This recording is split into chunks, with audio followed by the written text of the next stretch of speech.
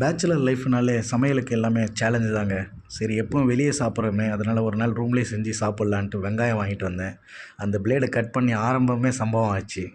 சரி பரவாயில்லன்ட்டு அதே பிளேடை வச்சு அட்ஜஸ்ட் பண்ணி கட் பண்ணி வெங்காயம், பச்சை மிளகா ஒரு சேமியா செய்யலான்ட்டு கட் பண்ணேங்க. என்கிட்ட இண்டக்ஷன் இருந்தது. இண்டக்ஷன் ஆன் பண்ணி அதில் கொஞ்சம் நல்லெண்ணெய் தனியாக சின்ன பாக்கெட் வாங்கிட்டு வந்திருந்தேன். அதை போட்டு வெங்காயம், பச்சை மிளகா ப்ளஸ் அது கூட லைட்டாக கொஞ்சம் சால்ட் ஆட் பண்ணி அதை லைட்டாக வதக்கிக்கிட்டேன். அது வதங்கி முடிஞ்சதும் நான் அதை அப்படியே தனியாக எடுத்து வச்சுட்டேங்க. அதுக்கப்புறமா என்கிட்ட இதுதான் நான் வாங்கிட்டு வந்த சேமியா, ரெடிமேட் சேமியா பாக்கெட்டு. இது வந்து ஆக்சுவலாக அவங்க என்ன போட்டிருக்காங்கன்னா, இன்ஸ்ட்ரக்ஷன் படி அதை லைட்டாக இட்லி அவிக்கிற மாதிரி தண்ணியில் இட்லி குக்கரில் அவிக்க சொன்னாங்க. பட் என்கிட்ட அது இல்லை. ஸோ அதனால் நான் என்ன பண்ணேன், டைரெக்டாகவே தண்ணியிலேயே கொஞ்சம் நேரம் ஊற வச்சு லைட்டாக அதை பாயில் பண்ணி எடுத்துட்டேங்க.